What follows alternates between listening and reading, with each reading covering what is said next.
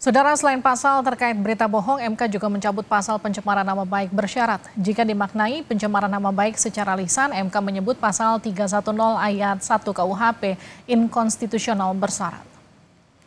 Menyatakan pasal 310 ayat 1 Kitab Undang-Undang Hukum Pidana yang menyatakan barang siapa sengaja menyerang kehormatan atau nama baik seseorang dengan menuduhkan sesuatu hal yang maksudnya terang supaya hal itu diketahui umum, diancam karena pencemaran dengan pidana penjara paling lama 9 bulan atau pidana denda paling banyak Rp4.500 bertentangan dengan Undang-Undang Dasar Negara Indonesia tahun 1945 dan tidak mempunyai kekuatan hukum ikat sepanjang tidak dimaknai barang siapa sengaja menyerang kehormatan atau nama baik seseorang dengan menuduhkan sesuatu hal dengan cara lisan yang maksudnya terang supaya hal itu diketahui umum, diancam karena pencemaran dengan pidana penjara paling lama 9 bulan atau pidana denda. Putusan MK yang mencabut aturan larangan menyiarkan berita atau kabar bohong di KUHP jadi harapan bagi iklim demokrasi di Indonesia. Bagaimana pasal karet serupa di aturan lain tidak jadi cara untuk membungkam kritik. Kita bahas bersama Direktur Jenderal Informasi dan Komunikasi Publik Kominfo Usman Kansong. Bergabung juga Ketua Pengurus Yayasan Lembaga Bantuan Hukum Indonesia Muhammad Isnur. Mas Isnur, Pak Usman, selamat malam. Selamat malam. Selamat malam Mbak Livi, Pak Usman. Saya ke Pak Usman dulu ya. Pak Livi. Usman, bagaimana Mbak Kominfo menyikapi soal dikabulkannya gugatan MK ini? Iya, gugatan MK itu kan ke Undang-Undang tahun 1946 itu ya, yang bukan diajukan atau diinisiasi oleh Kominfo. Pemerintah prinsipnya ya karena keputusan MK itu legal and binding ya tentu mengikuti ya keputusan MK ataupun ya keputusan MK terkait dengan pasal berita bohong itu yang disebut-sebut berita bohong, berita hoax ya, padahal tidak seperti itu ya, tidak ada kata hoax di Undang-Undang tahun 1946 itu begitu ya. Kita ya mengikuti tentu saja. Pak Usman, pasal 1415 KUHP yang kemudian dikatakanlah dikabulkan gugatannya oleh MK ini kemudian dihapuskan. Ini kan dianggap selama ini menjadi pasal karet yang kerap menjerat warga. Bagaimana Kominfo menanggapi hal ini? Iya, saya kira sekali lagi kita karena keputusan MK bersifat legal and binding ya kita mengikuti itu. Ya kita akan lakukan nanti biasanya kan kita akan menerima keputusan MK itu ya kemudian akan dipelajari oleh Kementerian Hukum dan HAM ya kemudian melakukan penyesuaian sesuai dengan keputusan MK. Oke, saya ke Pak Mas Isnur ya. Mas Isnur, gugatan terkait pasal 14, 15 soal berita bohong itu kan dianggap selama ini sering menimbulkan keonaran dan kemudian dicabut. Apa catatan Anda soal kedua pasal itu? Ya, selama ini 3 paket pasal Mbak, 27 Undang-Undang ITE, 14 dan 15 Undang-Undang 146 dan 310 KUHP itu sering diterapkan kepada aktivis, kepada mahasiswa, kepada bahkan jurnalis ya dalam bekerja gitu, dilaporkan banyak dengan pasal-pasal ini. Makanya ketika kami mendampingi Haris Azhar dan Fathia, YLBHI juga menjadi pemohon di judicial review ini. Dan ini sangat banyak, jadi paket gitu. Terakhir juga sebelum Haris Azhar juga Jumhur Hidayat juga dipakai pasal yang sama. Jadi pasalnya memang sering dipakai untuk membungkam orang-orang yang bersuara. Ketika dia demonstrasi, ketika dia kemudian menyampaikan pendapat, dia konferensi pers, dia misalnya memberikan status di sosial media, itu dijerat dengan pasal ini. Dituduh beritanya bohong, dituduh kemudian menimbulkan keonaran. Jadi pasalnya memang sangat sering terbukti juga di MK. MK mengakui bahwa pasal ini memang dijadikan alat untuk membungkam ya, kebebasan berekspresi dan berpendapat gitu.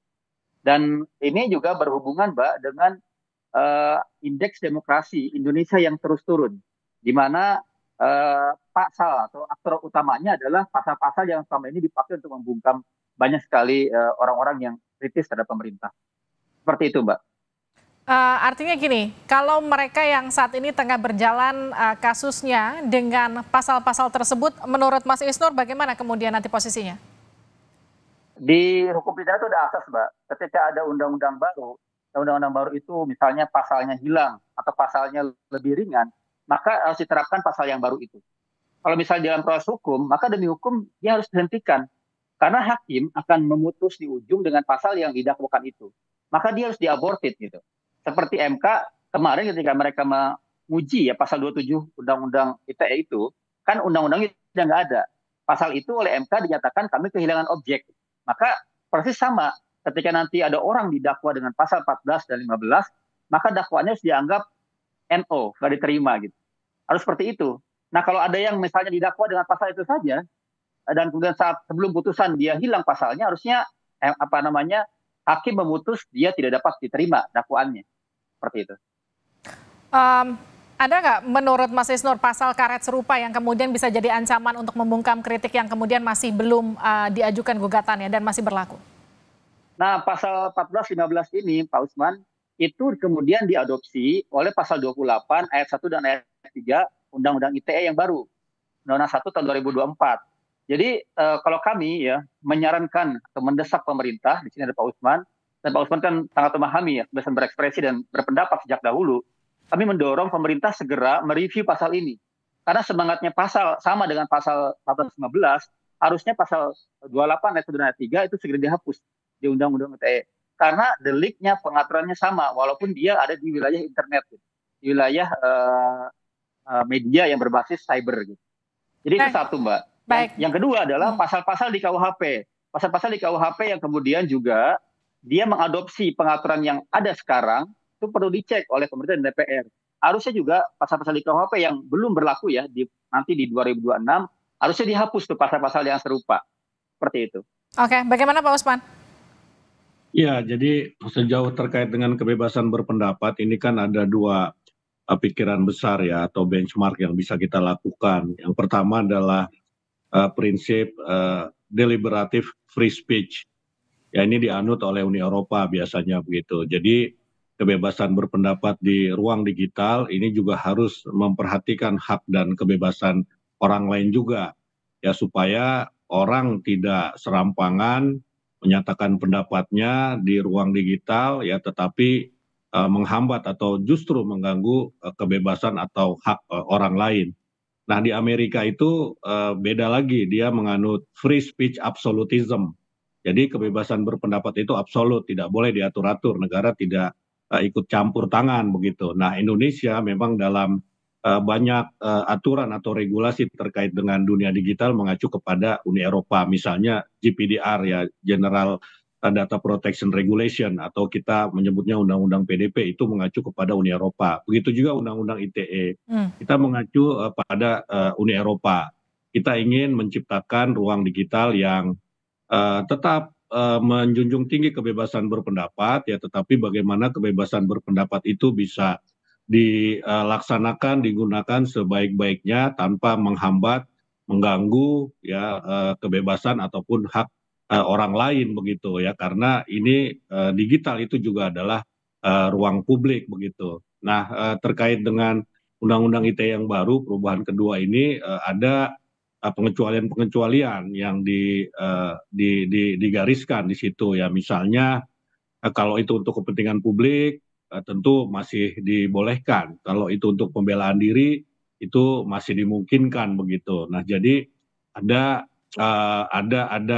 prasyarat tertentu. Kemudian juga yang mengadukan itu adalah orang yang terkena atau yang merasa dituduh, difitnah, dicemarkan nama baiknya, misalnya dalam konteks pencemaran nama baik ya. Kemudian dalam konteks hoax itu ada dua pasal yang mengatur ya dalam konteks hoax. Yang pertama ini terkait dengan ekonomi. Ya terkait dengan ekonomi, misalnya online scamming, ya penipuan secara online. Ya misalnya penipuan lowongan pekerjaan sebetulnya tidak ada, itu kan hoax juga. Nah yang kedua itu tadi yang kita diskusikan ya terkait dengan hoax yang bisa memunculkan keonaran, ataupun kalau di perubahan undang-undang perubahan kedua Undang-Undang ITE ini malah lebih tinggi lagi tuh, bukan cuma keonaran ya tapi kerusuhan begitu. Jadi syaratnya itu lebih tinggi lagi begitu kan. Kalau keonaran itu ya memang orang ribut-ribut saja mungkin bisa didefinisikan sebagai keonaran ya, tetapi kalau kerusuhan itu kan lebih tinggi lagi. Jadi kebohongan atau hoax yang berpotensi memunculkan kerusuhan itu yang ada di dalam perubahan kedua Undang-Undang ITE begitu. Nah, Mas Isnur, terkait dengan pengajuan Undang-Undang ITE yang ditolak karena MK itu kan sempat berdalih gugatannya kehilangan objek. Jadi setelah tadi apa yang dikatakan Pak Usman, ditambah hal ini, gimana dampaknya menurut Anda? Ya, kalau pasal 27 sudah berubah Mbak pasalnya. Bunyinya sudah berubah pasalnya. Jadi emang kehilangan pasal itu MK menurut kami wajar karena kehilangan objek.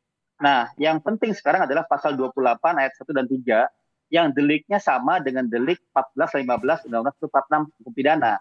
Maka ini kan tergantung. Kalau saya menganjurkan, mendesak pemerintah berinisiatif. Karena ini sama deliknya, sama pengaturannya, dan MK sudah membuat kerangka tafsir konstitusi yang resmi. Jadi saya pikir, kita mungkin, tadi Pak Usman bilang Amerika, Eropa. Kalau saya, kita baca aja putusan MK-nya. MK sudah sangat baik mempertimbangkan tafsir dari pasal 28 hak asasi manusia di konstitusi. Itulah yang jadi pegangan menurut saya. Dibanding kita membanding-bandingkan negara lain gitu ya. Tapi penting juga, tapi kalau Uni Eropa, malah saya melihat Uni Eropa tidak membatasi seperti di Indonesia gitu. Tentang bagaimana menyebarkan berita bohong dan lain-lain yang diatur di 28 ayat 3 Undang-Undang ITE. Nah yang kedua, kalau pemerintah tidak mau menguji, tidak mau melakukan review dirinya sendiri ya dengan DPR, tentu kami juga kemudian punya kesempatan, kami berniat untuk menguji pasal ini ke MK kembali. Dan seharusnya sih sebenarnya tidak harus diuji ya. Harusnya pemerintah berinisiatif juga untuk sama-sama dialog ya, sama-sama mengubah Undang-Undang ITE ini. Agar apa? Agar deliknya tidak seperti berdampak apa yang dimaksud oleh MK. Gitu Mbak Livi. Bagaimana Pak Usman kalau dorongannya untuk minta mengubah? Iya, saya kira kan terbuka juga. Ya, pemerintah kan membuka diri. Buktinya Undang-Undang ITE ini sudah 2 kali mengalami perubahan begitu. Ya, tetapi kan kita lihat dasar perubahan itu seperti apa. Ya, kita lihat juga perkembangan. Kemarin juga kita melakukan perubahan kedua Undang-Undang ITE juga karena suara-suara di masyarakat, kemudian penegakan hukum yang berbeda-beda di lapangan begitu ya, kemudian juga berulang kali di judicial review persoalan diterima atau tidak itu tidak menjadi alasan ya, tetap kita melakukan revisi. Jadi terbuka sekali kita untuk melakukan revisi ya, tetapi tentu harus melalui pengkajian yang baik karena ini kan baru direvisi ya begitu ya, baru tahun ini tahun 2023 begitu kan. Nah ini perlu kita kaji lebih bagus lagi ya, karena ya terbuka lah ya, buktinya sudah 2 kali kok kita mengalami perubahan dan itu juga masukan dari teman-teman CSO, dari masyarakat secara umum maupun judicial review yang dilakukan di MK begitu. Artinya pemerintah terbuka ya soal hal itu ya Pak Usman? Ya terbuka. Baik, terima kasih Pak Usman, terima kasih juga Mas Isnur sudah bergabung bersama kami di Sapa Indonesia Malam, sehat-sehat selalu.